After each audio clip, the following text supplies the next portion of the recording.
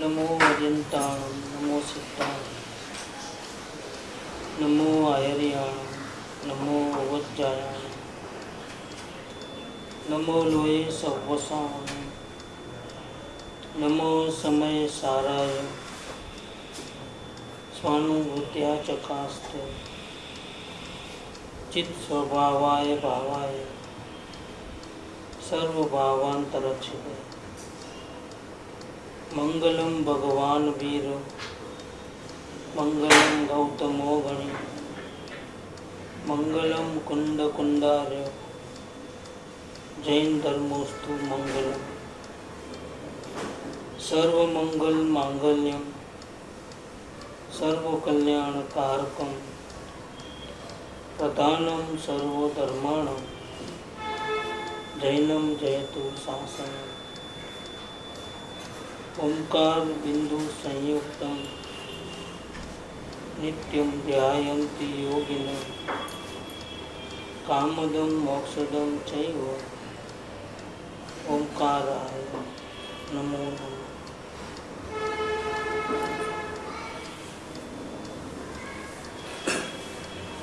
श्रीमद् राजचंद्र वचनामृत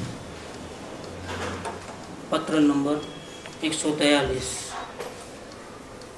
23 साल की उम्र में अपने जन्मधाम बवाणिया से मुंबई में जो अपने भागीदार है और दुकान में काम करते हैं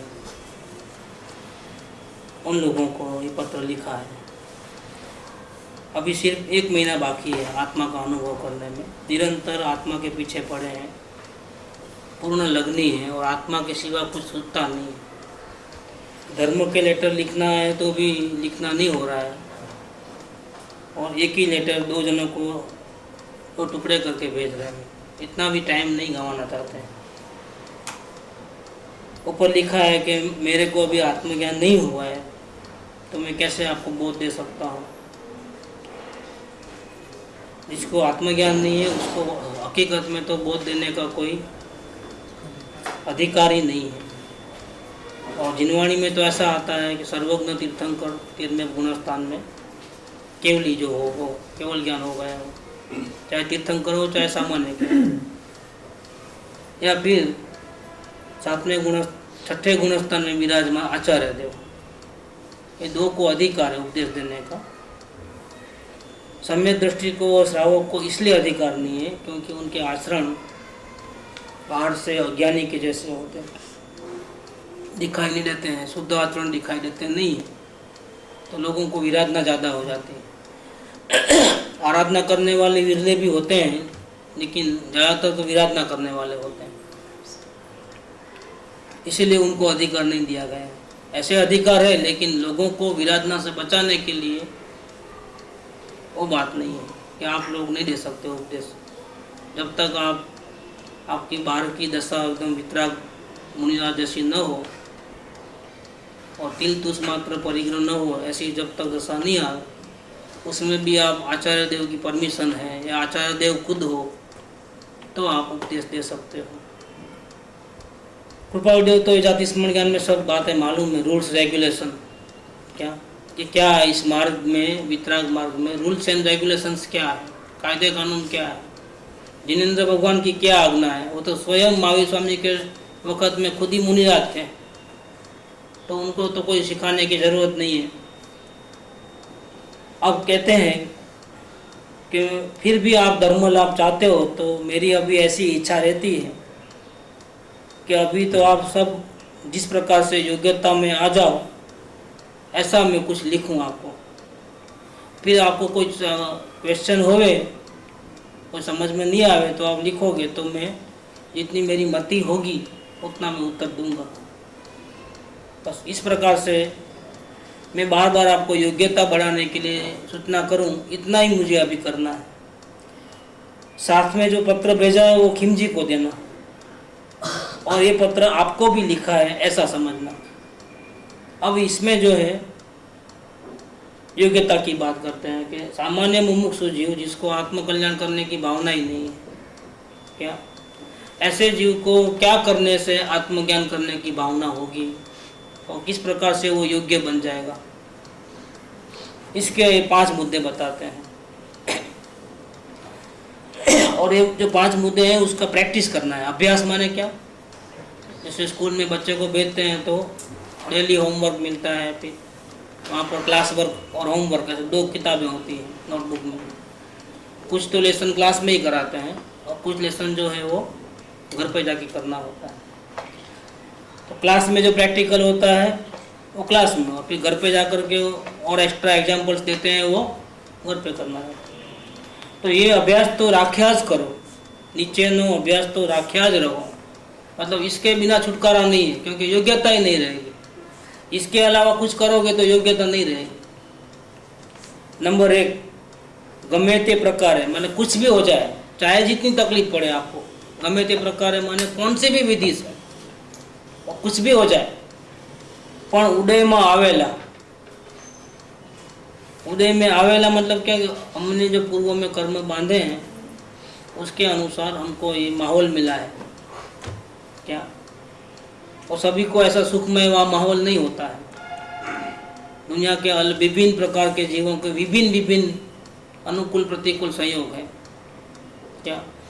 तो जो भी माहौल मिला है वो पूर्व कर्मों के कारण सेट हो गया है, फिल्म पहले से बन गई है, वो फिल्म के अनुसार ये माहौल बना है। अब उसमें आप जुड़ करके नए कर्म नहीं बनाना। कसाय तो होंगे, क्योंकि अभी आत्मज्ञान नहीं हुआ है, निर्विकल दशा नहीं आई है, कसाय तो होंगे ही होंगे। आप में वो सामर्थ्य नहीं है कि आप राग द्वेष बिल्कुल न करो क्या, तो कसाय तो होंगे, लेकिन ये उदय में आने वाले जो प्रसंग बनते हैं उसमें आप कम से कम अटैच होकर के कम से कम राग द्वेष करो क्या।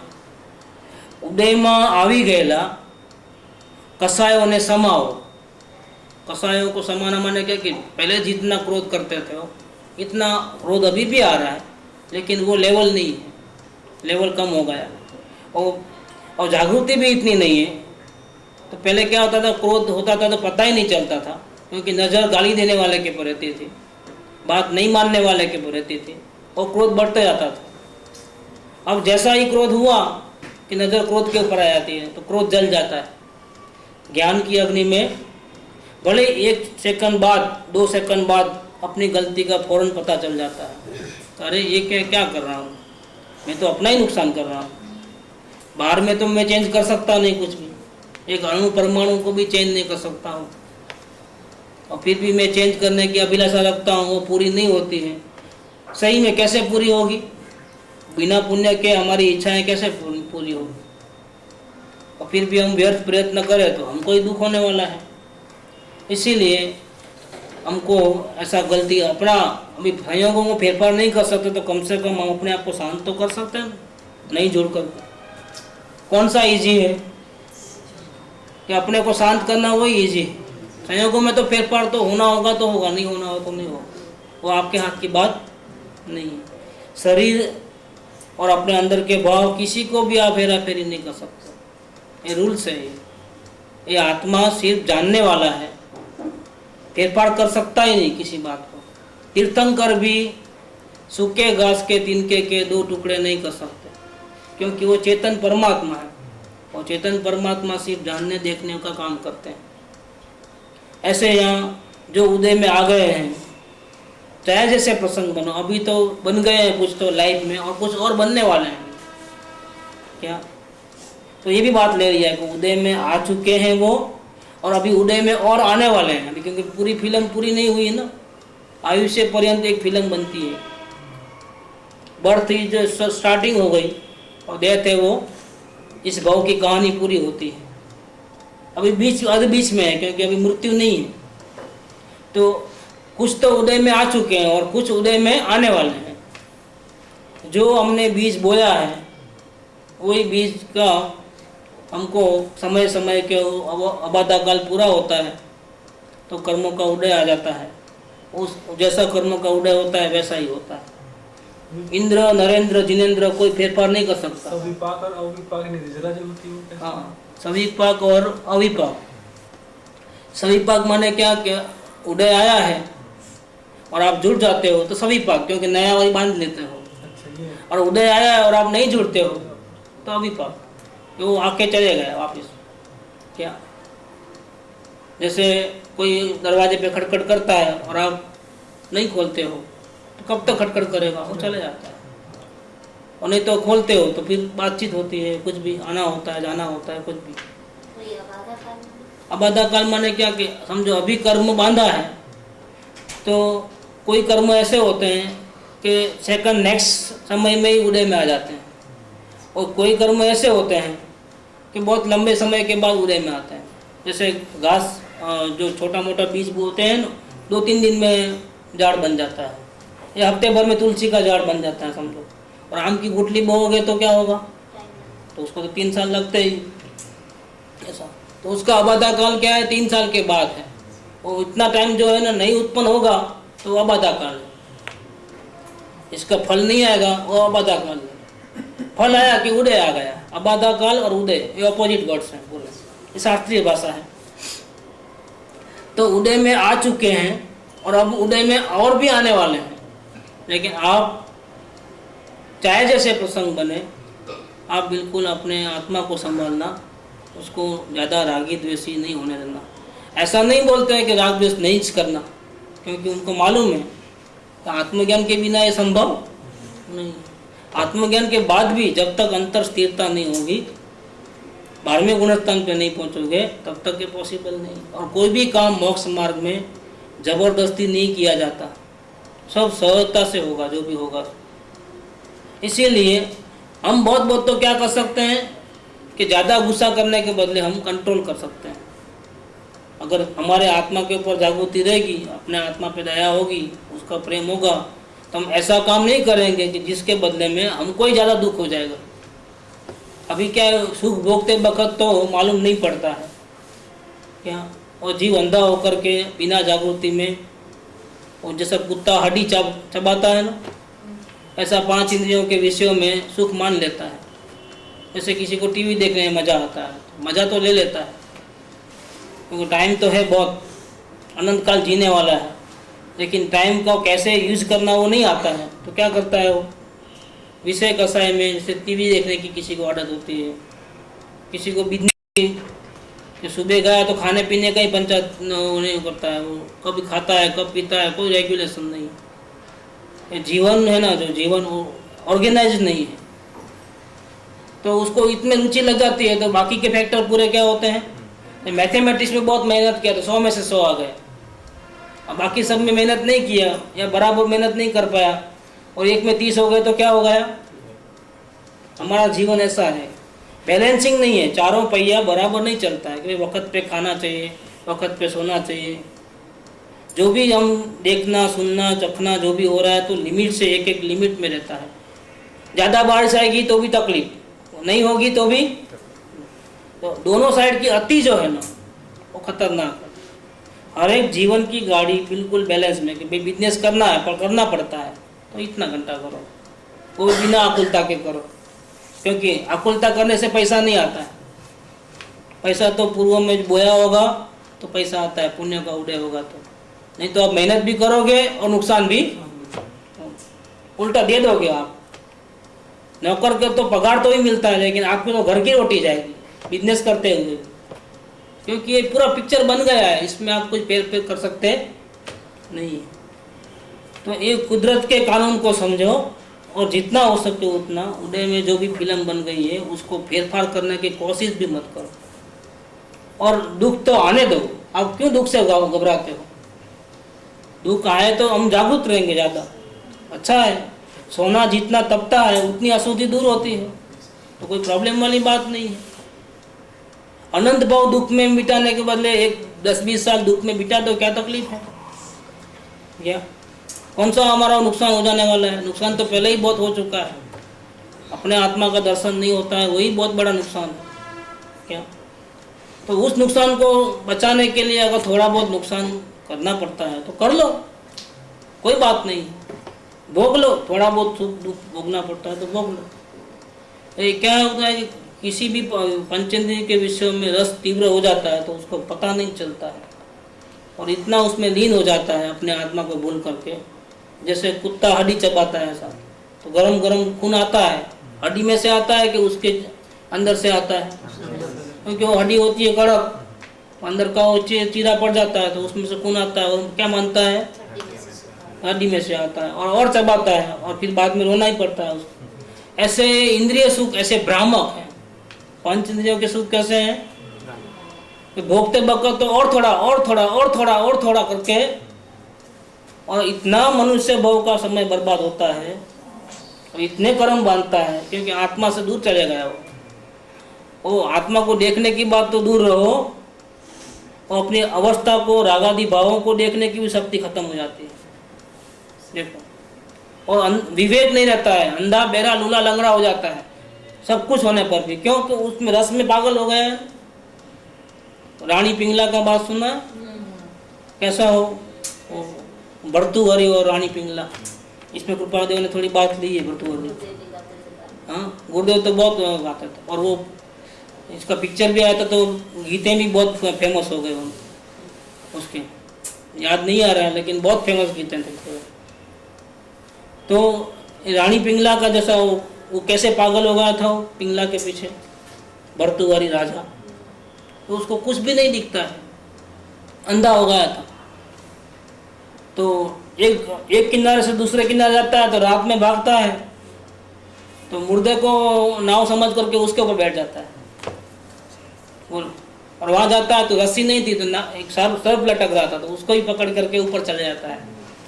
उसको कुछ बांध नहीं रहता है कि मेरा क्या होगा। ऐसा ही सुख भोगते वक्त संसार के सुख भोगते वक्त जीव अंधा हो जाता है, बेरा उसको हितकारी पुरुषों की जो शिखामण है वो भी उसको कान में घुसती नहीं है, बेरा हो जाता है, अंधा बेरा और कुछ काम करने की शक्ति नहीं रहती है। कुछ भी बोलो तो मेरे से नहीं होगा, देखो पहले से ही हथियार डाल देता है। ये क्या हो गया, ये हमको जिस आत्मा को छोड़ करके किसी भी विषय में ओवर लिमिट से ज्यादा रस लिया तो यही हाल होने वाला है। और भोगते वक्त तो अच्छा लगता है लेकिन फिर जब उसका उदय आता है ना तब रो रो के भी नहीं छूटते हैं कर्म, ऐसा हो जाता है। तो ये उदय में फिल्म बनी हुई है और आगे भी बनेगी, लेकिन जो भी प्रसंग बने उसमें अपने आप को संभाल लो, अपनी आत्मा को बचा लो। ये मनुष्य भाव में एक अच्छा मौका मिला है अपने को। अच्छा है कि हम नरक में नहीं है, अच्छा है कि हम स्वर्ग में नहीं है, अच्छा है कि हम तीरन गति में नहीं है। संगनी पंचेंद्रिय है तो योग्यता तो बहुत जबरदस्त है, लेकिन इसको अभ्यास नहीं करते हैं तो पात्रता नहीं बनती है। टाइम तो सुंदर आया है लेकिन उस टाइम का मिसयूज करोगे तो क्या होगा, तो बर्बाद हो जाओगे।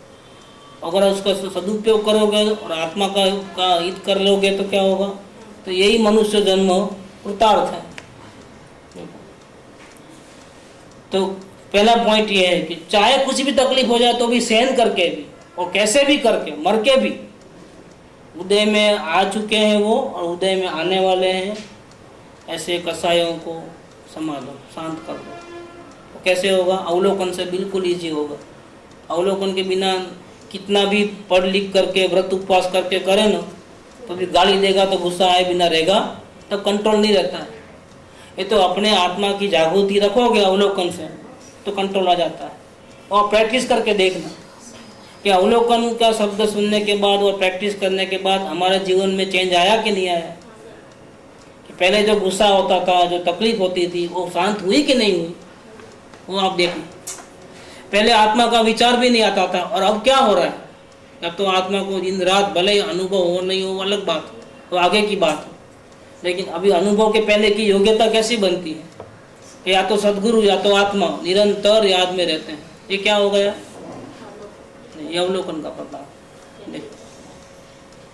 तो एक ये अवलोकन माने ज्ञान की आराधना की है हमने, अपने आत्मा को अपना आत्मा के हित में अपने आत्मा का ही उपयोग करके, ज्ञान का उपयोग करके आराधना की। इसको ही आत्मा आराधना बोलते हैं।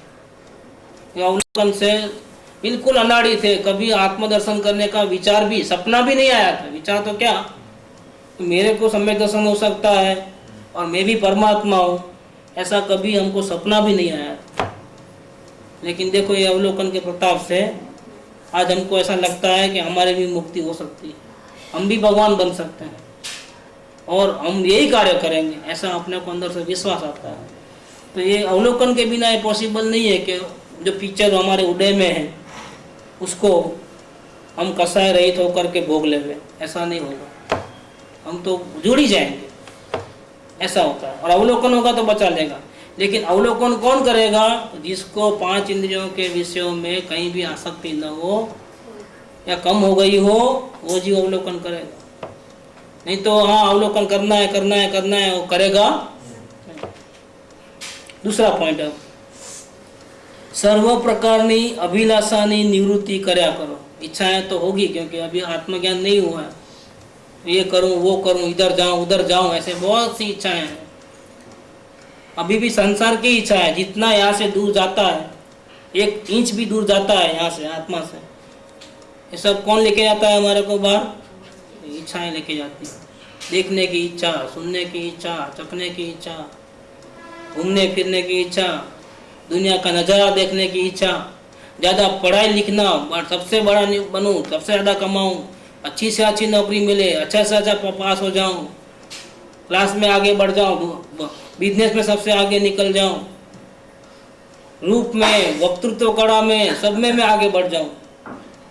लेकिन भैया तुम आत्मा के ज्ञान में बिना तुम कुछ भी करोगे और हर जगह आगे बढ़ जाओगे तो भी तुम जूते ही खाओगे। चक्रवर्ती बन जाओगे, ब्रह्मदत्त चक्रवर्ती।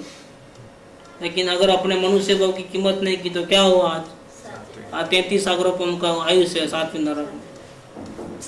चक्रवर्ती को क्या कम रहता है? सब कुछ होता है।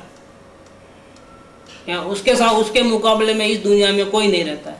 6 खंड का अधिपति, 96,000 रानी, इतना सारा वैभव, क्या उसके कपड़े भी स्वर्ग से आते हैं वो जो, और वो एक बार पहना तो दोबारा नहीं पहनता। इतना वैभव, जो चाहे कर सकता है।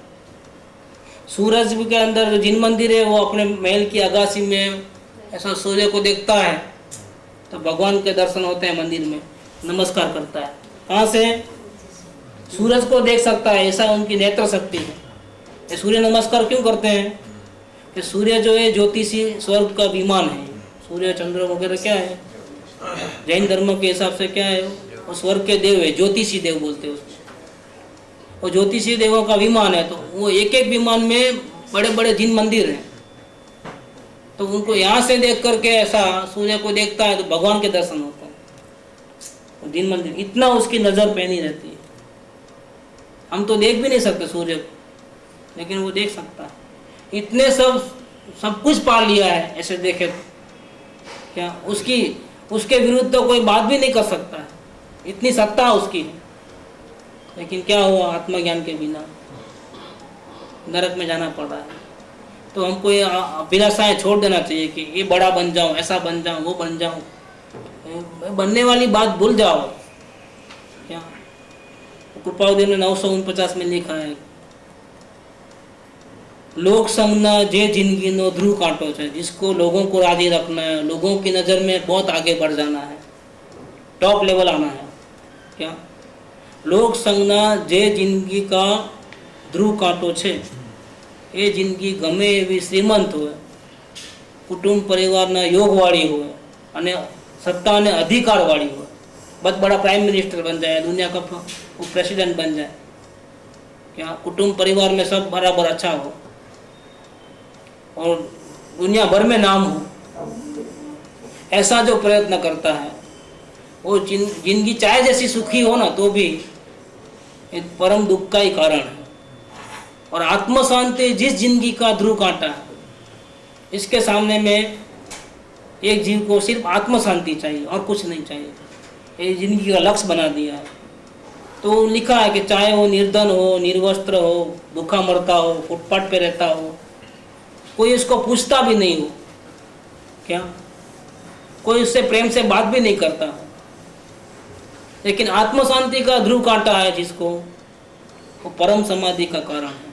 सुख मिलेगा उसको, आदि व्याधि उपाधि निकल जाएगी, तो इसकी जगह में क्या आ जाएगा? परम समाधि आएगी, वो सुखी हो जाएगा, इसका जन्म मरण मुक्त हो जाएगा, वो संसार सागर तीर जाएगा वो। तो हमारा लक्ष्य क्या होना चाहिए? सिर्फ आत्म शांति। जब आत्म शांति का बेस बनाया है तो दुनिया में ये कर दूं, वो कर दूं, ये स्थान हो जाए, वो हो जाए, परिवार को सुखी रखूं, उसको सुखी रखूं, इसको सुखी रखूं, इतना आगे बढ़ जाऊं, इतना कमा लूं, इतना बंगला ले लूं, इतना मोटर ले लूं। तिल तुस मात्र परिग्रह नहीं है। जितना परिग्रह बचाओगे दुख का कारण होता है। ये बढ़ाना ही नहीं है, बढ़ाया तो देखो कितनी तकलीफ होती है। जितना दूर भागना है उतना अच्छा है।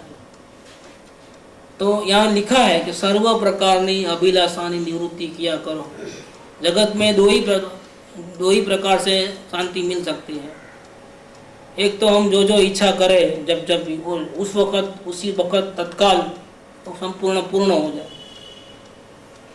तो हमारी इच्छाएं इतनी है कि वो जब का जब भी पूरी होना वो संभव किसी की भी नहीं होती, चक्रवर्ती की भी नहीं होती, इंद्र की भी नहीं होती। स्वर्ग में जीव दुखी इसलिए है कि पांचों इंद्रियों के साधन वहाँ पूरे मौजूद हैं, लेकिन क्या करें, जब एक इंद्रियों को भोगते हैं तो बाकी की 4 इंद्रियां साथ में नहीं भोग सकता है। देखो, तो एक को भोगते वक्त 4 नहीं भोग सकता है, उसका दुख रहता है इसलिए वो दुखी है। और मोक्षमा प्रकाशक में पंडित टोलमल जी ने वो बात लिया है कि जीव दुखी क्यों है, सब कुछ मिल गया है। हाँ देव, हाँ इसलिए दुखी है। मोक्षमा प्रकाशक पढ़ाऊंगा मैं। नहीं, मोक्षमा प्रकाशक में खुला लिखा है। एक इंद्रिय का भोगता उसमें 4 इंद्रियों का नहीं भोग सकता है, क्योंकि देखता है तब सुनता नहीं। उपयोग इतना फास्ट भागता है। ज्ञान का उपयोग छद्मस किसको बोलते हैं कि एक समय में एक ही जगह उपयोग लगे, या अंदर या बाहर। अच्छा, बाहर में भी अगर एक टीवी के ऊपर लगा है तो ट्यूबलाइट नहीं दिखेगी, ट्यूबलाइट के ऊपर लगा है तो ये नहीं दिखेगी। और चक्षु इंद्रिय का व्यापार चालू है तो कर्णेंद्रिय का व्यापार चालू नहीं है। लेकिन ये पिक्चर ऐसी बनाई है कि सब जॉइंट टुकड़े शूटिंग कर करके और फिर उसको घुमाते हैं, तो ऐसा लगता है कि वो दौड़ रहा है, गीत गा रहा है। कोई गीत नहीं गा रहा है वहाँ, हीरो हीरोइन क्या, कोई ऐसे नहीं मिल रहे हैं। लेकिन वो पिक्चर का कैमरे का ऐसा शूटिंग करते हैं वो कि जैसे मिल गए हैं दोनों। कुछ भी नहीं होता है, 2 टुकड़े को अलग अलग कर देते हैं। यहाँ ये ऐसा एक्शन करता है, फिर उसको हटा देते हैं, इसको एक्शन करते हैं। क्या होता है, अपने को लगता है दोनों मिल गए हैं, कोई नहीं मिलता है ऐसा कुछ। ये शूटिंग का, और फिर इसको ऐसा घुमाते हैं रील को, हमको लगता है कि दौड़ता है, गाता है, उछलता है, मारता है, पीटता है, सब कुछ भी नहीं होता है ऐसा। तो फिल्म की शूटिंग देखोगे तो मालूम पड़ेगा। और पंडित टोलमल जी ने लिखा है कि इस जीव को, और शास्त्र में भी आई है बात, कि ये एक एक जीव को इतनी इच्छाएं हैं, अनंत इच्छाएं हैं कि 3 लोग अगर सब मिल जाए ना, 3 लोग में जितना है उतना, तो भी एक समुद्र में बिंदु के समान है। फिर भी बोलेगा और चाहिए और चाहिए, फिर भी शांति नहीं मिलेगी। अगर मिल भी गया तो शांति तो मिलने वाली थी, शांति तो इधर ही है, शांति और किधर नहीं है। हम अशांति को चाहते हैं ना, इसलिए अशांति मिलती है। हमने कभी आज तक आत्म शांति का लक्ष्य नहीं बनाया, संयोगों का लक्ष्य बनाया, ये चाहिए वो चाहिए। और फिर क्या हुए, जितना संयोगों का लक्ष्य किया है उतना ही हम अपनी आत्मा से, सदगुरु से दूर चले गए। सदगुरु के ऐसे शिष्य नहीं चाहिए जिसको संसार में कुछ भी चाहिए और उसकी जिम्मेदारी लेते भी नहीं। जिसको संसार में कुछ नहीं चाहिए और सिर्फ आत्म शांति चाहिए, उसको सदगुरु बोलते हैं गारंटी है, 6 महीने के अंदर तुम जो आत्मज्ञान हो जाएगा, ये गारंटी है। गारंटी कौन लेगा, लास्ट के केस में आवे, बिल्कुल जीने के मरने के टाइम में हॉस्पिटल वाले भी नहीं रखेंगे, भैया अभी 1 घंटे का मेहमान है, लाओ घर पे लेके जाओ, बेकार खर्चा मत करो, ऐसा बोल देंगे। हमारे फादर को अटैक हुआ था तो लेके गए, तो ये खेल खलास है, रास्ते में ही खत्म हो गए हैं, आपका भी क्या वापिस उसी टैक्सी में वापिस, नहीं तो वापिस वो पंचनामा वो सब मगजमारी। और हॉस्पिटल का एक घंटे के लिए रुको तो भी पैसा तो लग जाता है हॉस्पिटल का, कुछ भी नहीं, वापिस लेके जाओ।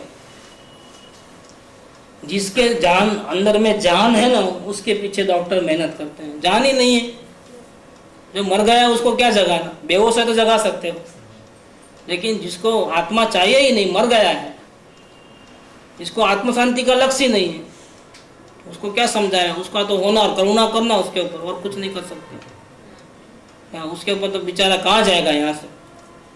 यहाँ तो वो समझता नहीं है, लेकिन जब यहाँ से जाएगा तो इसका क्या हाल होगा।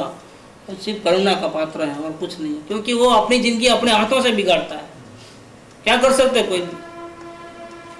तो यहाँ लिया है कि दो प्रकार के जीव सुखी हो सकते हैं। एक तो सर्व इच्छा पूरी हो गई वो, और दूसरा कि हम इच्छा ही न करें। इच्छा करें और पूरी न हो तो दुखी होवे ना, इच्छा ही न करे तो दोनों में कौन सा इजी लगता है? सभी इच्छा पूरी होवे ऐसा कौन संभव है? इंद्र नरेंद्र चक्रवर्ती को भी संभव नहीं है, सभी इच्छा पूरी नहीं होती। भरत चक्रवर्ती जो मोक्षगामी शारीरिक सम्यक दृष्टि, उसको भी यहाँ चक्ररत्न उत्पन्न होता है, यहाँ भगवान आते हैं समोसरण में विराजमान, केवल ज्ञान होते ही समोसरण लग गया। दोनों काम साथ में नहीं कर सका। भगवान को छोड़ के जाना नहीं था, लेकिन क्या करें, वो पुण्य किया है ना, भोगना ही पड़ेगा। आप गया वो चक्र, 60,000 साल तक भगवान का मुंह देखने को नहीं मिला। लड़ाई में, उल्टा लड़ाई में बैठा हो। क्या है? क्योंकि इतने बड़े चक्रवर्ती की भी इच्छा पूरी नहीं हुई कि मुझे निरंतर भगवान के सामने रहना है। प्रथम तीर्थंकर को केवल ज्ञान हुआ है, वो समोसरण लग गया है। और देखो बड़ी दुख की बात है कि मुझे युद्ध करने जाना पड़ता है, रोते रोते जाता है। हाँ, अभागा भरत लिखा है।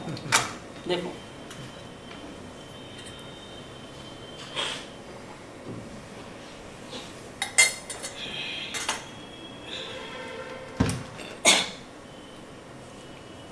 तो दोनों प्रकार में से सबसे बेटर चॉइस ये है कि हम कोई इच्छा ही न रखें, किसी के साथ किसी प्रकार की अपेक्षा ही न रखें।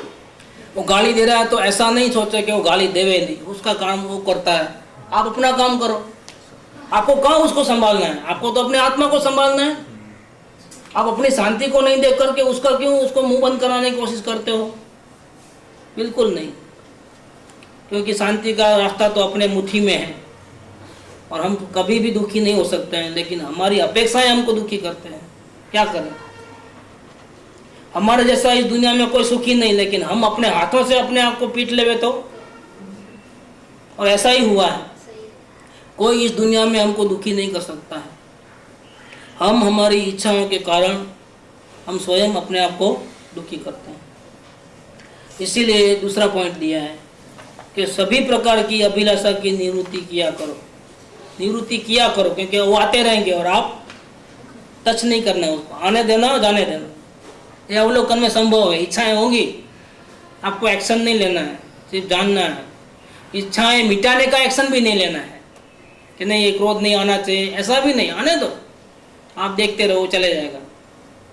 जो जो इच्छाएं होंगी आएंगी जाएंगी, और आप बिल्कुल अलग किनारे पे बैठे बैठे जैसे हिंग लगे ना फटाकड़ी, तो देखते रहो, सारी इच्छाएं खत्म हो जाएंगी। एक्शन रिएक्शन कुछ नहीं हो।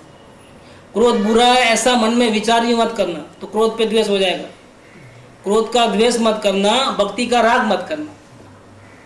आया है आ जाओ, देखो जाओ, छोड़ दो ऐसा, क्योंकि मेरे में कुछ नहीं हो रहा है, मैं तो परमात्मा हूँ। ये जो भी हो रहा है वो किस में हो रहा है? मन में फिल्म चल रही है, चलने दो उसको, तो आप बच जाओगे। तो फिर आपको अभिलाषा की निवृत्ति होगी, नहीं तो नहीं होगी। तो ये भी अवलोकन के बिना नहीं होगा। अब आगे कहते हैं इच्छा होगी तो कसाय होगा ना, इच्छा ही नहीं होगी तो कसाय कैसे होगा? तो पहले वाले का निचोड़ दूसरे में आया है। अब थर्ड नंबर, इतने समय तक जो कुछ भी किया, क्या किया है? सुख के लिए प्रयत्न किया, लेकिन क्या मिला है? तो इसका मतलब क्या? दुख का प्रयत्न चालू था। उसको सुख का प्रयत्न मानता था, किया था वो दुर्गति में जाने का प्रयत्न, और मानता था कि मैं सुधर जाऊंगा, मेरे को सुख मिलेगा। आज तक किया क्या है? अपने आत्मा का तो देखा भी नहीं है, हित क्या करेगा? देखेगा तो हित करेगा ना, देखा ही नहीं।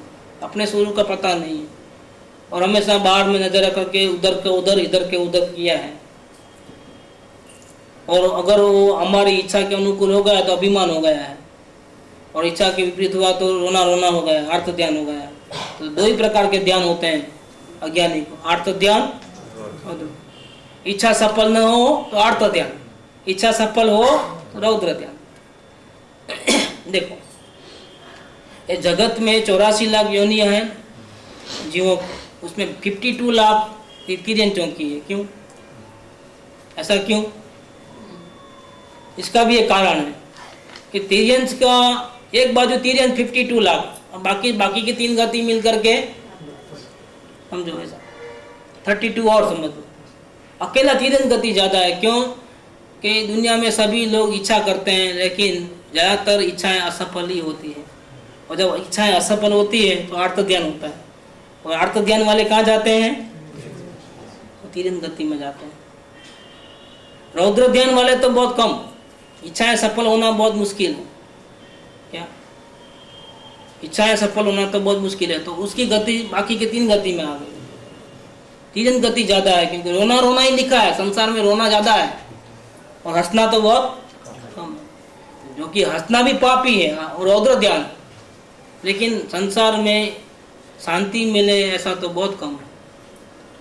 क्या तो यहाँ क्या लिखा है? अब तक जो कुछ भी किया, क्या किया है अब तक? अपने आप को दुखी करने के सिवाय क्या किया है?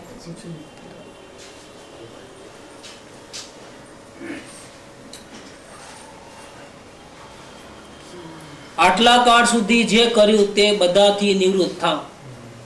उल्टे चले हो, उल्टा चलना बंद कर दो। अभी जो भी प्रवृत्ति की है उसके बेज में आत्म शांति नहीं थी, संयोगों के सुख था। प्रतिकूलता नहीं चाहिए, अनुकूलता चाहिए, ऐसे अंदर में भाव है। और इसके कारण से क्या हुआ? सुख लेने गया और हाथ में क्या आया? दुख ही दुख आया, और आज तक शांति नहीं मिली है। अगर शांति मिलती तो हेरा फेरी नहीं होती, सब बंद हो जाता। सिद्ध भगवान को शांति मिल गई है तो कहाँ जाते हैं? बाजू में सिद्ध भगवान को मिलने भी जाते हैं। पूरी दुनिया दिखती है लेकिन कोई आश्चर्यकारी नहीं है मेरे आत्मा के अलावा। तो पूरी दुनिया देखने पर भी वो अपने आत्मा को 1 सेकंड भी छोड़ते हैं? देखो, क्योंकि उनको शांति मिल गई है, उनको कहीं जाने की, करने की, उठा पटक करने की जरूरत ही नहीं है। और हम लोगों को तो कुछ ही नहीं है अंदर में। पूरी अंदर अवलोकन में देखते हैं तो पता चलता है कितनी इच्छा है। वो पूरी जिंदगी भी करते रहेगा ना उठा पटक, तो भी पूरी होने वाली नहीं है। देखो, और कर्म का पोटले बांधते जाओ, बांधते जाओ, बांधते जाओ, थोड़ा भी शांति नहीं मिलेगी। तो तमे आटला काल सुधी जे कहीं कम कर्યું, क्या किया? उल्टा ही चला है और दुखी हुआ है। लेने गया सुख और मिला है, और जी भर के राग द्वेष किया है और कर्म के पोटले बांधे हैं। दुर्गति में जाने के लिए उसने एक सेकंड भी उस शांति से नहीं बैठा है। क्षण क्षण भयंकर भाव मरने कहाँ हो राची। सुख प्राप्त करता सुख तड़े से, दुनिया का सुख लेने गया और अपना आत्मिक शांति सुख को खो दिया। सुख प्राप्त करता सुख तड़े, अब तो इसमें लिया है। ले से लक्ष्य लो। थोड़ा तो विचार करो कि आप सुखी होने के लिए प्रयत्न करते हो तो फिर दुख क्यों मिलता है? दुखी क्यों होते हो? सुख क्यों नहीं मिला? थोड़ा तो विचार करो। क्षण क्षण भयंकर भाव मरने कहाँ हो राची रहो। ये पल पल में राग द्वेष करके अपनी आत्म शांति को खत्म कर देते हो। मिल सकती है जिंदगी, मिल सकती है शांति, मिल सकती है, लेकिन आप तो अशांति पैदा करके अपने हाथों से अपना गला दबाते हो। क्यों ऐसा करते हो भैया? ऐसा बोल के बोलते हैं। तो आटला काल सुधी जे कहीं कर्યું ते बधाथी निवृत्त થઈ जाओगे। अभी कुछ करना धरना बंद, अब जानना देखना चालू। जानना देखना कभी नहीं किया, अब जानना देखना चालू करो, फिर रिजल्ट देख लेना क्या होता है। करते जाओ और कभी नहीं पहुंचोगे, और जानने जाओ तो पहुंच जाओगे। आपको चलने की भी जरूरत नहीं है। ऐसी लिफ्ट है ज्ञान की, हम छोड़ चले ये लोग तभी लोकांत विराजे, क्षण में चले जाओगे ऊपर सीधा लेने। कैसे? जानते जानते जानते जानते। इतनी बार पढ़ा लेकिन ध्यान कर दिया। निज लोक हमारा वासा हो, कांत बने फिर हमको क्या? हमको कहाँ जाना है? हमको किधर नहीं जाना है। मेरा भगवान इधर है, इधर देख ले तो यहाँ देखते देखते मैं पहुंच जाऊंगा ऊपर। पहले दर्शन करते ही मालूम पड़ेगा कि मुझे मोक्ष भी नहीं चाहिए। पहली बार दर्शन करेगा ना तो बोलेगा फर्स्ट टाइम, ओ मुझे, मैं कहाँ बंधा हुआ हूँ, मेरे में राग नहीं है, द्वेष नहीं है, शरीर नहीं है, कचरा कुंडी कुछ नहीं है, ये पूरी दुनिया मेरे में कहाँ है? मैं तो परमात्मा हूँ, अनंत गुणों से भरपूर हूँ, मेरे में कोई कमी नहीं है, मुझे किसी के आधार लेने की जरूरत नहीं है, निरालंबी पदार्थ हूँ और निष्क्रिय पदार्थ हूँ। वो प्रथम दर्शन से ही मोक्ष चाहिए ये बात भूल जाएगा वो। सम्यक दर्शन मालूम है, वो मुनि पर्याय मालूम हो तो कहाँ चले गए हम, सब पर्याय के वेश हैं। क्या ये सम्यक दृष्टिपणा और श्रावकपणा और मुनिपणा और अरियंतपणा ये क्या है? ये मेरा रूप नहीं है ये। मैं तो शाश्वत परमात्मा, मेरा ये पर्याय होती नहीं है मेरी कोई, नथी अप्रमद के मेरी कोई अवस्था होती नहीं है। मलिन अवस्था मेरी नहीं और वितराग अवस्था भी मेरी नहीं। मेरे में अवस्था कैसे हो सकती है? अगर अवस्था में मैं आ जाऊं तो बाकी की सब पर्याय विधवा हो जाएगी। तो मैं मरता नहीं हूं कुछ, मैं एक समय की पर्याय में नहीं आ सकता हूं। यहाँ वचन है एक तो हम छोड़ चले लोग तभी, लोकांत विराजे क्षण में जा, निज लोक हमारा वासा हो, लोकांत बने फिर हम हो गया। जागे मम बोधि दुर्लभ प्रभो, दुर्नयतम सत्वर तल जावे, बस ज्ञाता दृष्टा रह जाऊं, मद मत्सर मोह। देखो पूजा में भी आता है, शास्त्रों में तो आता है, लेकिन जो पूजा करते हैं उसमें भी आता है। लेकिन जीव जागे तो ना, जीव को यहाँ से जागना नहीं हुआ तो कहाँ से भी जागना नहीं होता। मुर्दे को लाइट करो तो दिखता है, आँख खुली है मुर्दे की, और लाइट रोशनी सूरज की होती है, दिखता है। अंदर से जो मर गया है, जिसको अपने आत्मा से प्रेम नहीं है, आत्मा पे दया नहीं आती है, जिसको आत्म शांति की चाह नहीं है, संयोगों की चाह, वो मर गया है, जिंदा मर गया है। अब उसको कितना भी समझाओ करो, प्रकाश डालो, कुछ नहीं होगा। शास्त्र में आता है कि जो आदमी मर गया है उसको 1000 घड़े पानी छांटो ना तो भी वो खड़ा होने वाला नहीं है। और अगर बेहोश हो गया है तो पानी छांट करके उसको खड़ा, बेहोश हो गया चलेगा तो गुरु मिलेंगे तो जागरूक हो जाएगा, होश आ जाएगा। क्या ये होश माने क्या? सो गया था जाग रहा है। होश माने क्या? अवलोकन। होश का नाम ही अवलोकन है। आपके इसमें भी आया है शायद, सब कुछ में आपके था कि पहले में था नहीं मालूम।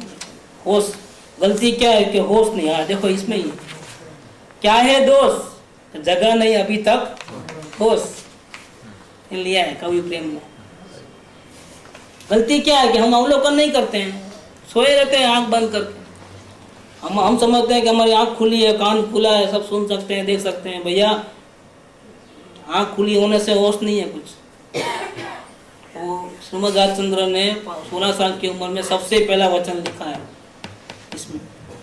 रात्रि व्यतिक्रमी गई, प्रभात थयु, निद्रा टड़ी। क्या? रात गुजर गई, प्रभात हुआ है और निद्रा भी गई, आंख खुल गई है। मतलब भाव निद्रा से जागने का प्रयत्न करना। लेकिन ज्ञानी तुझे नहीं बोलते हैं कि तुम जाग गए हो, ज्ञानी बोलते हैं तुम अभी भी सोए हुए हो। कैसे? कि मैं परमात्मा हूं, तुझे भान है नहीं है ना, तुम सोए हो। पहला वचन लिखा है इसमें, इस बुक के अंदर है, फर्स्ट लाइन। रात्रि व्यतिक्रमी गई। मैं कितने साल पहले पढ़ा हूँ, अभी वर्ड टू वर्ड याद है। मैं कभी पढ़ता ही नहीं है पहले वाले पन्ने, तो आगे आगे अच्छा है तो फिर नहीं। लेकिन पहला वचन कितना अच्छा है, कितने साल पहले पढ़ा होगा मैं समझ 82 में ऐसा कुछ पढ़ा होगा ये। रात्रि व्यतिक्रमी गई, प्रभात थयु, निद्रा टड़ी, भाव निद्रा थी ताड़वानो प्रयत्न करजो। अब सुबह हो गए तो व्यापार धंधा करना, ब्रश करना, चाय पीना, मथाफोड़ी करना, वो नहीं। अंदर से जागरूक हो जाओ, अवलोकन चालू कर दो। क्या? अवलोकन करते सो जाना और अवलोकन करते दिन रात करना, फिर देखो कुछ भी नहीं होगा, सारी इच्छाएं भाग जाएगी। क्योंकि यहाँ ही सुख मिलेगा, कहीं जाने की जरूरत नहीं पड़ेगी, किधर भी जाने की जरूरत नहीं पड़ेगी। तो बस ज्ञाता दृष्टा रह जाऊं, मद मत्सर मोह नस जावे। तो अब तक जो किया बहुत हो गया, अब नहीं करना है। करना धरना बंद और जानना देखना। सुगाणी जी ने लिखा है कि जब तक मैं करता था तो मैं मरता था। जैसा अब गुरुदेव की चाबी लग गई गायक की, भगवान को देखा कि करना धरना ही हो गया, खत्म। इससे ज्यादा मुक्ति क्या है? कर्तव्य भाव गया, इससे मुक्ति ज्यादा क्या है? वो मुक्ति में भी यही है, सिद्ध भगवान भी करते डरते नहीं और हम भी यहाँ करते डरते नहीं, हो गए ना सिद्ध भगवान, तो बनेंगे तब की बात तब, लेकिन अभी वर्तमान में मुक्त हो गए हैं, क्योंकि हमारे को कर्तव्य भाव तो हम भगवान बन गए, कर्तव्य भाव छूटा तो हम भगवान बन गए, सिद्ध भगवान जैसे बन गए। है तो सही सिद्ध भगवान जैसे ही है स्वभाव से, लेकिन जब तक बाहर में हेरा फेरी करते हैं तो हम भगवान जैसे अवस्था नहीं है। जैसी हेरा फेरी बंद हुई कि भगवान दिख गया, खलास हो गए सिद्ध भगवान। इसको भाव मोक्ष कहते हैं। और फिर सिद्ध भगवान बनते हैं वो किसको, उसको क्या बोलते हैं, द्रव्य मोक्ष। तो सम्यक दृष्टि को जैसा अनुभव होता है अपने आत्मा का, तो हो गई भाव मुक्ति। तो पहले लेटर में लिखा उन्होंने 165 में, अब मुझे मोक्ष की भी कोई जरूरत नहीं, क्योंकि हो गई ना मुक्ति, अब क्या है, क्या मुझे मोक्ष की कोई जरूरत नहीं है। वो तो होगा जब होने वाला होगा तब मैं बेफिक्र हूँ। तो कृपालु ने ये भी लिखा है, वो अलग अलग प्रकार की भाषा में लिखा है कि देखो भैया तुम सोच लेना हो, सम्यक दर्शन होने के बाद बोलोगे कि मुझे मोक्ष नहीं चाहिए, तो ऐसा नहीं होगा। तुझे हाथ पैर बांध करके तुझे लेके जाएंगे सीधा लेंगे। क्या पहले तुम सोच लो भाई तुमको क्या सिद्धालय में जाना है कि फिर चक्कर काटने हैं। अगर मेरे को धारण किया तो खलास। सम्यक दर्शन की ये प्रतिज्ञा है कि मुझे जो कोई धारण करेगा, हासिल कर लेगा, उसको तो मैं संसार में रहने दूंगा नहीं। रहना चाहे तो भी नहीं रह सकता। उठा के लेके जाऊंगा, सिद्धालय में पहुंचा दूंगा, बोरिया बिस्तर बांध करके लेके जाऊंगा। एक भी चीज नहीं मिलेगी, बंगला, मोटर, गाड़ी, राग, द्वेष, शरीर, कपड़े लते, चप्पल, जूते, दागिने फागिने कुछ नहीं होगा। बिल्कुल सबसे छुड़ा करके लेके जाऊंगा मैं उधर। ये सम्यक दर्शन की प्रतिज्ञा है। और आपको इन सब पदार्थों में मोह है तो भैया तो फिर मेरे को धारण मत करना। ये सब चीजें चाहिए तो मतलब संसार चाहिए तो आप मेरे को धारण मत करना। पहले सोच लो अच्छी तरह से, बाद में चलो तुम। तो यहाँ ये बात लिया है कि आटला काट सुधी जे कहीं કર્યું એ બધાથી નિવૃત્ત થાઓ, ये करता હવે अटको। अब 4 नंबर का पॉइंट, आप परिपूर्ण सुखी हो ऐसा मानो। क्यों परिपूर्ण सुखी? अभी आत्मा का अनुभव नहीं हुआ है। कृपालु कहते हैं कि आप ये प्रैक्टिस करो, ऐसा मानो कि आपके जितना सुखी इस दुनिया में कोई नहीं। क्यों? कि आपको अवलोकन की चाबी हाथ लग गई, आपको सच्चे देव गुरु शास्त्र मिल गया है, आपके भव समुद्र का किनारा नजीक आ गया है। खुशी से झूम उठो, अब रोने के दिन गए। अब ऐसा लिखा है, तमे परिपूर्ण सुखी छो। क्योंकि वो तो सिद्ध भगवान तो बनने ही वाले हो। जिसको जानने देखने की कला हाथ में आ गई, वो संसार में कैसे रहेगा? उसको कोई दुखी कैसे कर सकेगा? कोई दुखी करना चाहे तो भी दुखी नहीं होगा वो, क्योंकि वो जानता देखता है और कुछ करता नहीं। तमे परिपूर्ण सुखी छो एम मानो, आप यकीन मानो कि आप सुखी हो, आप भगवान हो, आपको कोई दुखी नहीं कर सकता। आप मानो ये बात को। अब तक सुना है लेकिन माना नहीं है। अभी आप गुरुदेव की कैसेट में कितनी बार आता है भगवान आत्मा, लेकिन हमने सुना है, माना नहीं है। जिस दिन मानोगे ना, सूरत बदल जाएगी, बिल्कुल दशा बदल जाएगी, बिल्कुल भव सागर तीरना ही नहीं पड़ेगा, पानी ही छूट जाएगा। क्या मीराबाई बोलती है ना, मोहे लागी लटक गुरु चरणन की, भव सागर सब सूख गए। पहले फिक्र होती थी कि इतना बड़ा समुद्र में कैसे तैरूं, लेकिन जैसे गुरु की जो लटक लग गई ना अंदर में, गुरु हो गया ना, ऐसा लगता है पानी नहीं है, क्या तैरना है। तो भव सागर सब सूख गए, फिक्र नहीं अब। देखो ऐसा लिया, मीराबाई को भी मालूम था। भक्ति कैसे करना है सीखो मीराबाई से। आज भी नाम अमर है उनका, भक्ति करने में इनका नाम अमर है। तो मीराबाई से सीखने जैसा है। गुरुदेव गाते थे सब, मीराबाई के भजन गुरुदेव गाते थे। उनको ऐसा नहीं लगता था कि कृष्ण भक्त है, उनको सब आत्मा दिखते थे। कोई कृष्ण भक्त, कोई राम भक्त नहीं थे वहां पर, और कोई महावीर भक्त नहीं थे। उनको सब कैसे लगते थे? सब भगवान आत्मा लगते थे। कि नहीं ये तो हमारा धर्म का नहीं है भक्त, तो हम कैसे बोले? ऐसा नहीं था गुरुदेव। गुरुदेव की दृष्टि कोई अलग थी, वो हम देख नहीं सकते गुरुदेव को, पहचान नहीं सकते उनको। तमे परिपूर्ण सुखी छो एम मानो। क्या दुख है बताइए, आपको क्या तकलीफ है? जब भगवान आत्मा मिल गया तो क्या तकलीफ है आपको? वो मिल सकता है तो क्या तकलीफ है आपको? और क्या चाहिए दुनिया में? और इससे बढ़िया सुंदर है क्या चीज? तो उसका रास्ता मिल गया, उसकी मंजिल मिल गई, बहुत हो गया। इससे ज्यादा तो सिद्ध भगवान को भी नहीं मिलता है। मिलता है सिद्ध भगवान को? मिल के क्या मिला है सिद्ध भगवान को? आखिर मिला क्या है? भगवान आत्मा ही मिला ना, वो अभी आपको मिल सकता है। अब क्या चाहिए आपको? तमे परिपूर्ण सुखी छो मानो।